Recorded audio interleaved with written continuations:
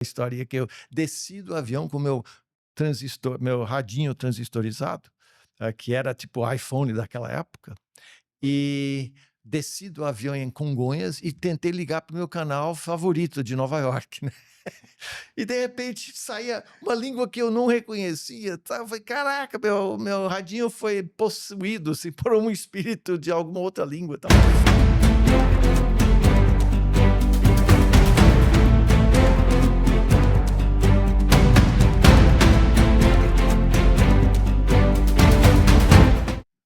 Hoje, com muita honra, com um orgulho muito grande, eu trago o segundo convidado. Mas antes, lembre-se, inscreva-se no canal se não for. Lembre-se dos 3 grandes Cs: curta, comente e compartilhe. Isso ajuda muito o algoritmo a entender que esse conteúdo é relevante e leva para muitas outras pessoas. Então, como vinha dizendo hoje, com muita honra, muito orgulho, eu trago Mark Lund. Mark Lund, um empreendedor de sucesso, pai de família, professor, mestre de grandes executivos e de escolas de negócio. Mark, mais uma vez, muito bem-vindo, uma honra muito grande ter você aqui.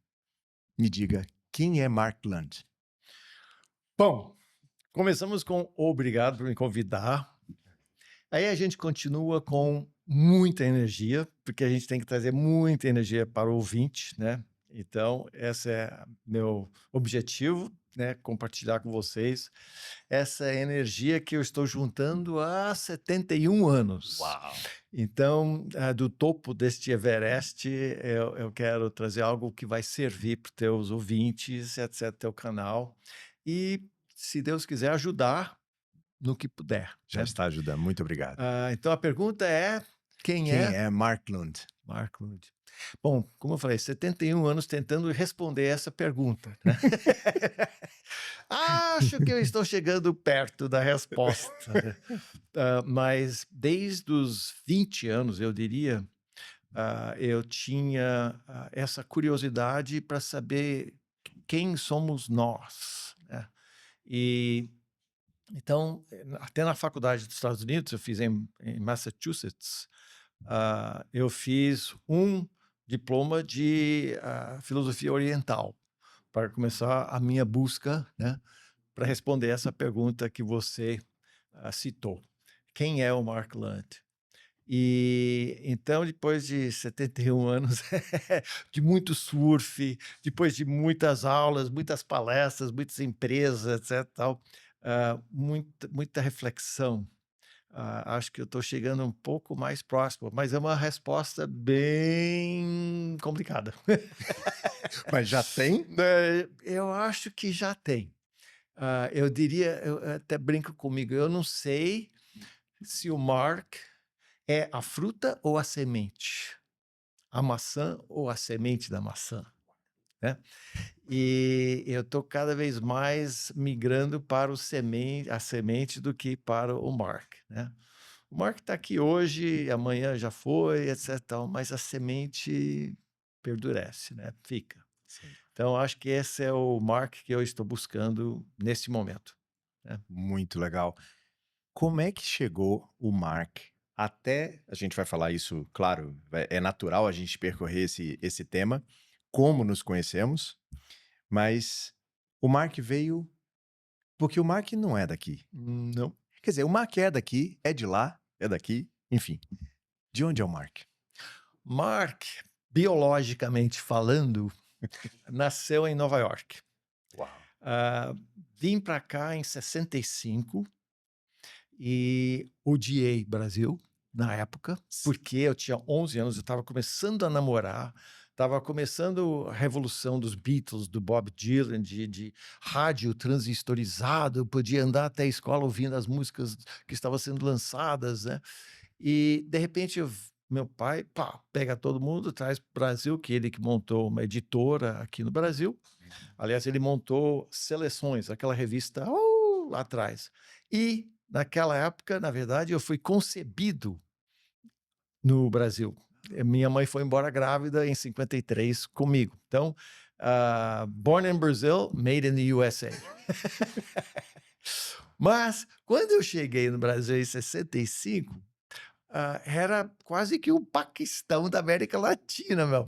Não tinha cinema, não tinha nada com que eu poderia me identificar, né? Hoje você tem YouTube, você tem canais na televisão, você tem tudo aquilo que você quer, se você quiser imitar a vida nova-iorquina, hoje em dia, aqui você pode. Naquela época, não. Então, de choque imediato, culture shock. Eu tinha uma historinha que eu desci do avião com meu radinho transistorizado, que era tipo iPhone daquela época, e desci do avião em Congonhas e tentei ligar para o meu canal favorito de Nova York, né? E de repente saía uma língua que eu não reconhecia. Tá? Eu falei, caraca, meu radinho foi possuído assim, por um espírito de alguma outra língua e tal. Bom, isso iniciou um culture shock que levou 3 anos. Aliás, interessante, porque hoje se a gente vai, eu vou mudar de país, você consegue pegar muitas informações, desde idioma, culturas, informações e uma série de coisas. Como era? Você consegue lembrar como era nessa época?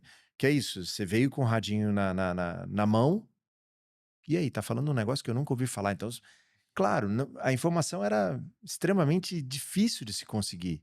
Não. Qual que era como é que foi essa preparação familiar para chegar aqui? Não teve, não teve. Cheguei, desci do avião, Congonhas e pronto, se vira, rapaz. Isso se assemelha muito com vida empreendedora, não?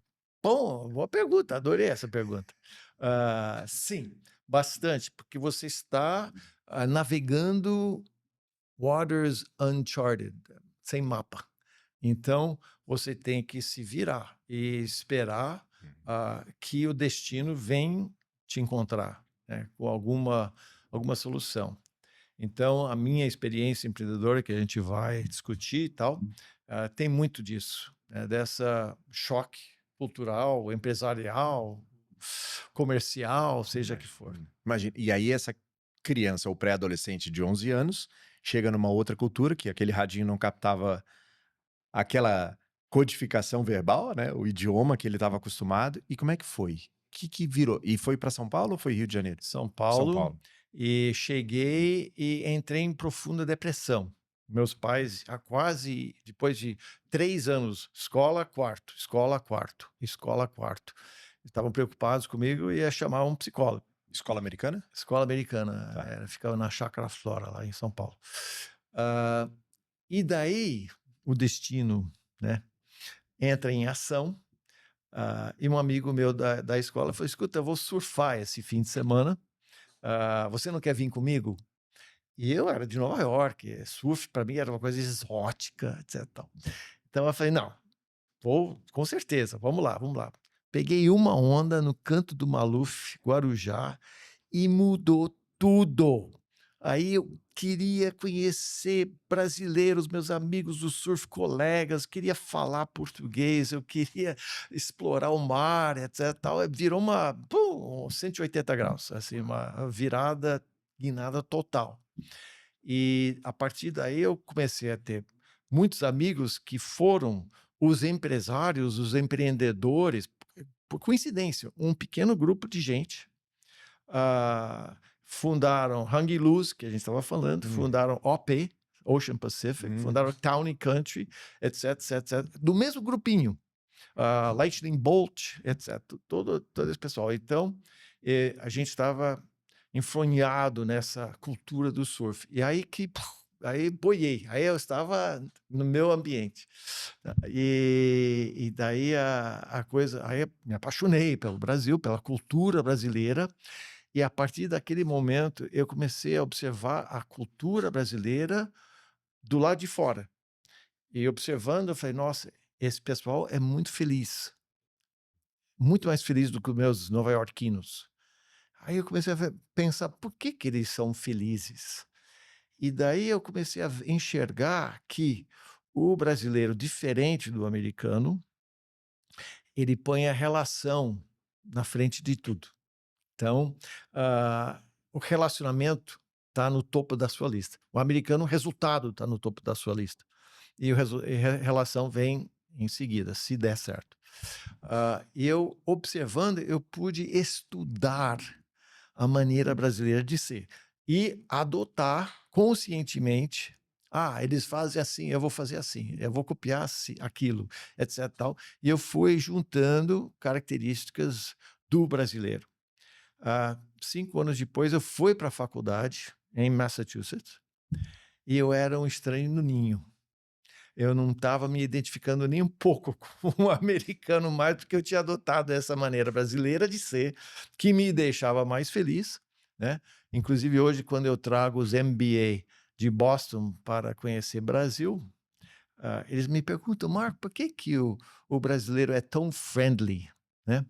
E eu falo, bom, ele é friendly porque ele é feliz. E ele é feliz porque ele é friendly, né? Então, se o americano fosse um pouco mais friendly, né, teria mais amigos, seria mais feliz, etc. Bom, em todo caso, daí eu me formei lá, como eu falei, tinha feito 2 matérias, História e Filosofia Oriental. Então, daí voltei para cá e comecei a lecionar na escola americana que eu tinha estudado.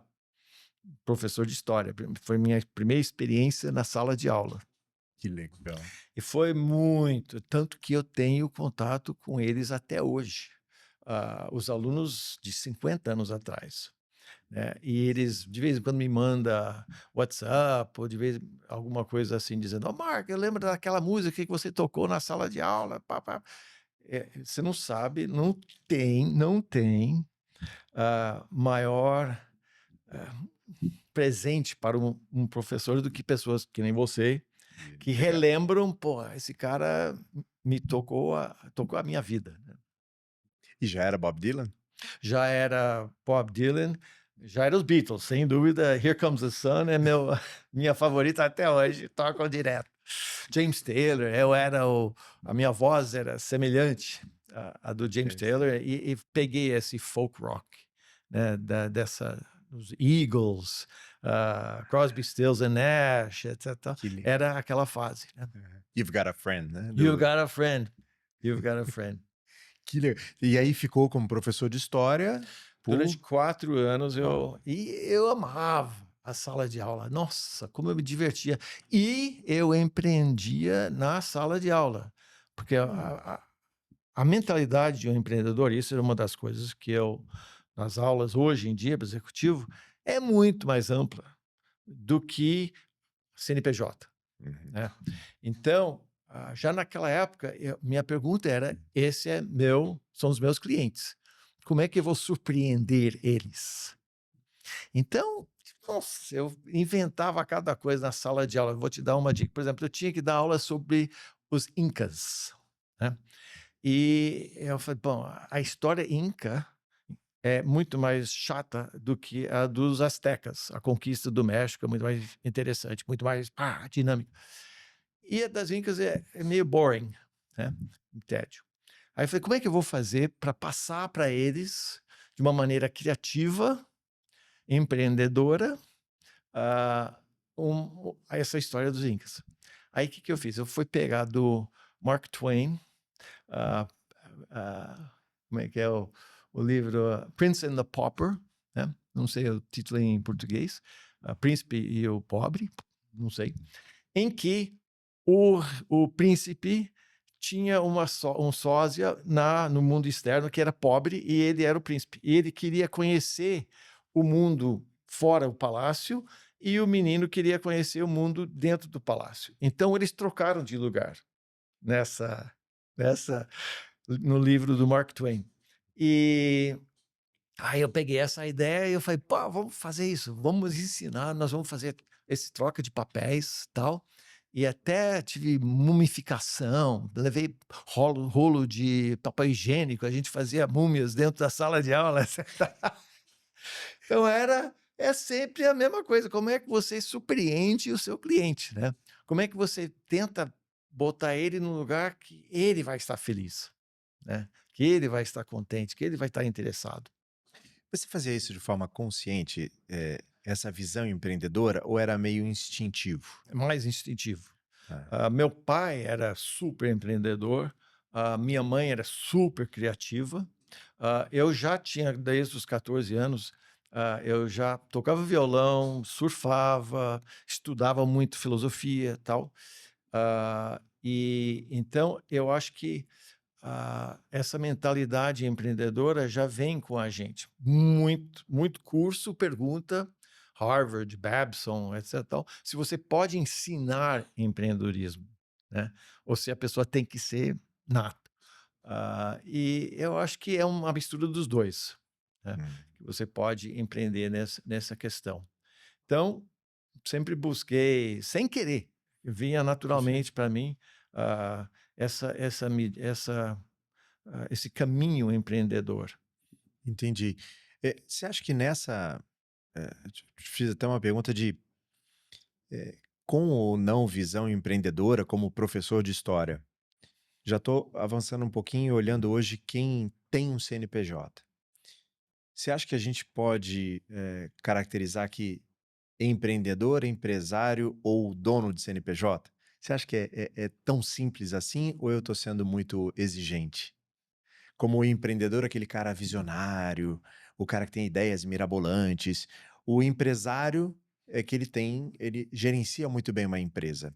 E o dono de CNPJ, ele nem sabe por que ele está ali, porque ele talvez não queira ser um CLT, né? Será que pode ser, cara, categorizado assim ou isso é muito raso da minha parte?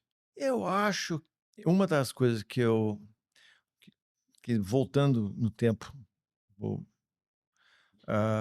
fazer um playback aqui. Quando a Babson soube da minha história, eu tinha dado uma palestra na GV, naquela época, que foi 25 anos atrás. E a Babson se interessou e o GV falou: fala com eles. Eu falei: "Pô, fala com a Babson. A Babson, eles são, é o número um, há 25 anos é o número um do mundo no ensino de empreendedorismo. Eu vou falar o quê para eles? Que eu vendia mousse na praia? Que vai impactar os caras? Eles falam com o Steve Jobs. E daí eu falei: eu preciso achar um template que serve para mim e que pode servir para os alunos ao mesmo tempo, esses MBA. Então, comecei a fazer uma retrovisão, assim, tal, rever todo o meu passado e para tentar simplificar, né, qual é o beabá do empreendedorismo. E nessa análise, eu cheguei, levou tempo, mas eu cheguei à conclusão que Ah, a coisa é muito, muito, muito simples. Você começa com um incômodo, esse incômodo faz você levantar da cadeira e partir para um esforço, e depois você, trancos e barrancos, você vai passando pelo esforço, e se Deus quiser, você chega numa solução. Quando essa sequência me ocorreu, eu falei: caraca, todo mundo está empreendendo o dia todo. Se você estiver numa cadeira e está desconfortável, você levanta e troca de cadeira, isso foi um ato empreendedor. Se você está com calor e você vai ligar o ar, isso foi um ato ah, empreendedor. E daí, para esse pessoal da primeira palestra na Babson, eu criei uma metáfora para eles. Eu falei: gente, eu estava em casa e estava para nascer, né, nasceu meu primeiro filho em maio. E a minha mulher friorenta, e era gente passando frio, ela tirava a camisa, tirava sutiã, dava de mamar, e falava para mim: Mark, faz alguma coisa. Eu falei: sorry, o que eu posso fazer, né? E aí passou, e esse é o exemplo que eu usei na sala de aula, e uso até hoje na sala de aula. Aí, depois de 2 noites, 3 noites, eu estava incomodado porque eu não estava dormindo mais, né? Estava com olheira já, tal. E eu falei: eu preciso analisar esse incômodo e descobrir cadê a raiz do problema. Hum. Bom, parei e pensei: bom, a raiz do problema é ela tem que tirar a camisa, ela tem que estar sutiã, vai ficar no frio, vai dar, rotar, tal, né? Então, ela está passando frio. O que eu fiz? Eu fui até o Extra, comprei uma camisa polo, assim, aquela gola americana, tal, Uhum. cortei 2 buracos, levei para casa e falei: ó, meu amor, põe essa aqui, você não precisa tirar. Você põe o sutiã por cima, a camisa por cima, você tira a camisa, sutiã e pronto, você não precisa, vai passar mais frio. E a partir daquele momento, a minha solução era que eu dormi direitinho a partir daquele dia, né? Porque ela não passava mais frio. Então, era um exemplo meio esdrúxulo assim tal, mas era para mostrar quão básico é nossa tendência humana de empreender. Se você ampliar, o que quer dizer? É só a CNPJ convencional? Não. É muito mais ampla a mentalidade. Então, eu queria mostrar para os MBAs que eles já eram empreendedores, Perfeito. que eles já são. É só eles se conscientizarem disso. Né? Perfeito. Então, o meu aprendizado dessa pergunta que eu te fiz é: todos eles, não importa o que se identifiquem, são empreendedores. Se vai exercer a sua mentalidade empreendedora é uma outra questão. Perfeito. Mas já são empreendedores. Já são. Uns com um nível mais profundo, outros com mais complexo, É, mas empreendedores. é. Legal. Então, do Mark, que foi pai, aliás, Mark, filho único? Mark é um de 6. A família irlandesa Kennedy. A minha mãe é Kennedy, então irlandesa, católica, etc. Muitos filhos. Muitos filhos. 6. 1 em 6. 3 moram hoje no Brasil e 3 moram hoje nos Estados Unidos. Que legal. E você Eu estou no meio. tá no meio, literalmente no meio. Legal.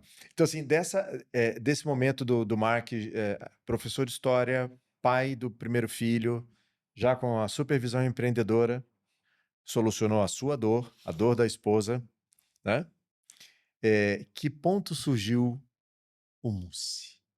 Então, aí você acabou de falar a frase, perfeito, solucionou a sua dor.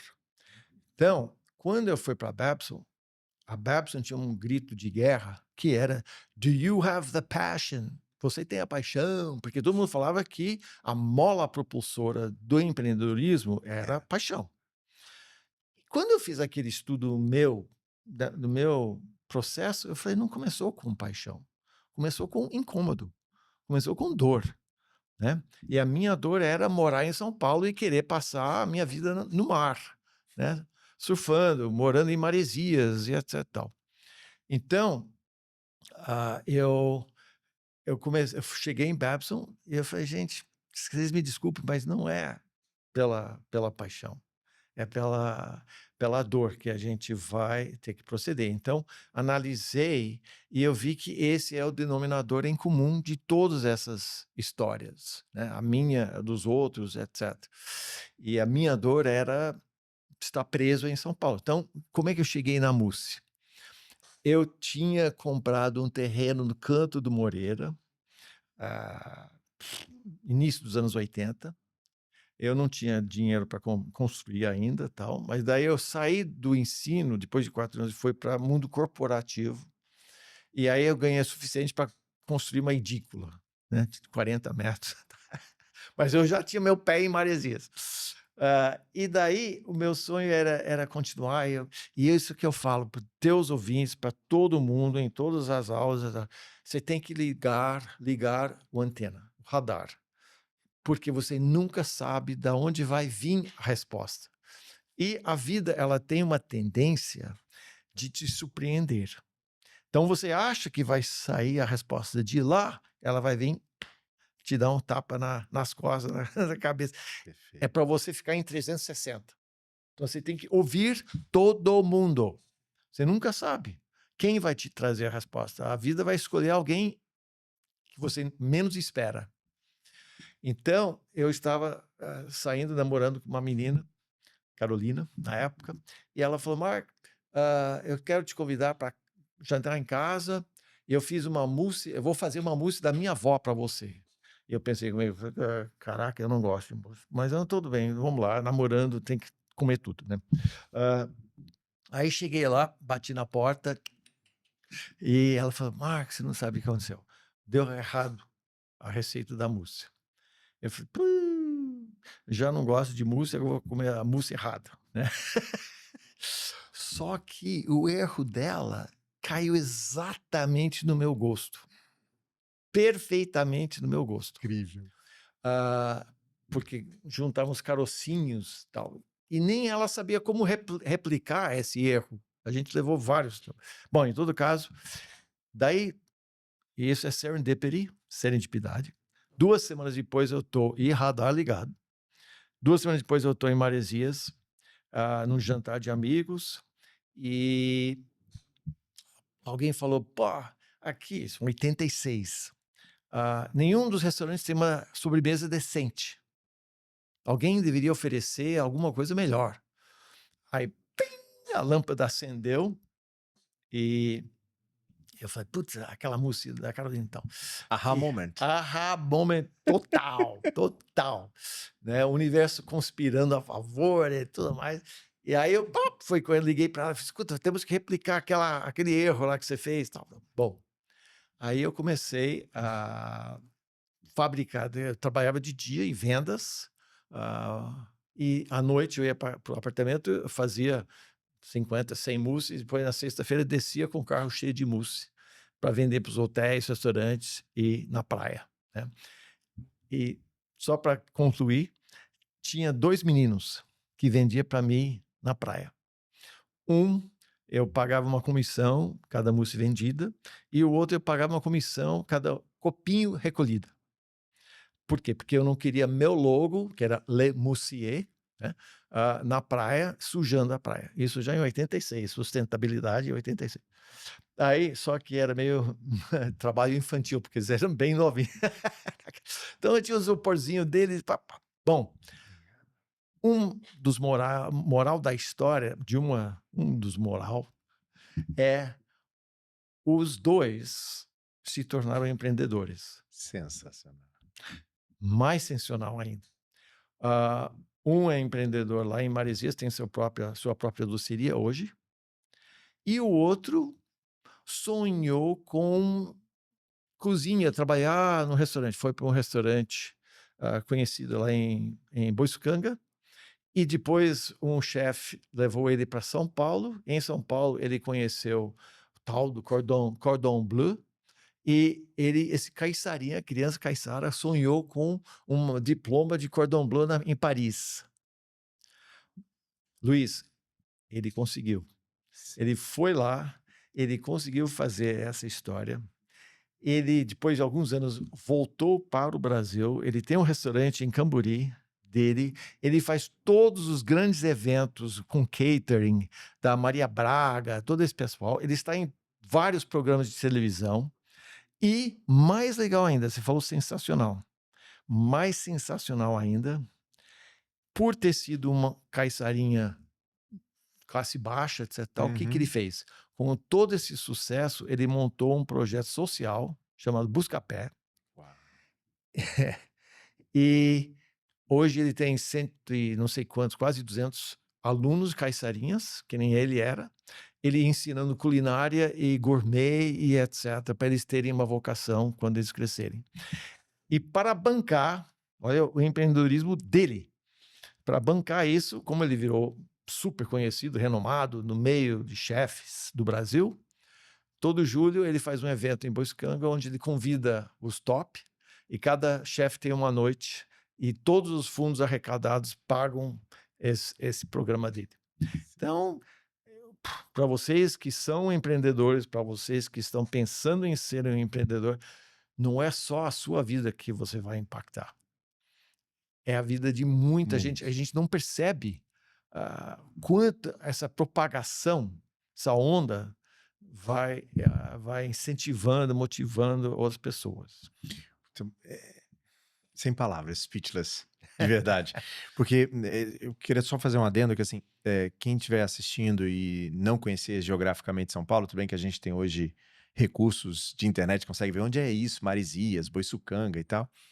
Mas basicamente São Paulo se divide em litoral sul e litoral norte, né? E Maresias, Boiçucanga está no litoral norte. Dentro de Maresias tem uma área privilegiadíssima que é a Riviera de São Lourenço. Então era na Riviera que nasceu o Le Moussier, não é isso? Não, na verdade, nasceu em Boiçucanga. Em Boiçucanga mesmo? Minha cozinha era Boiçucanga, minha primeira loja era Boiçucanga. Ah, tá bom. E Só a última loja de todas foi Maresias. Eu vou explicar depois Perfeito. essa guinada que acabei dando. Até porque o Le Monsieur começou praia, com os meninos, um vendendo, o outro recolhendo, não Exato. é isso? Depois desse crescimento é que virou loja, é isso? Exatamente. Não, na verdade, não foi. Não foi o crescimento que me obrigou a partir para a loja. Foi, na época, plano cruzado, não sei qual plano que foi, sumiu os ingredientes, a manteiga, açúcar, chocolate, ovos e principalmente copinho de plástico. Você não encontrava, sem um pedágio, etc. Tal, você não encontrava no mercado, etc. Isso em 86. Não lembro qual dos planos, acho que era cruzado na época. Cara, Sarney. E então, como eu não tinha mais como servir na praia e nem vender atacado para os hotéis e restaurantes, por falta de plástico, eu fui obrigado a pegar a minha cozinha e transformar numa loja. E essa foi a primeira loja da Le Monsieur. E foi, no início, a loja, porque não tinha nada naquela época no litoral norte.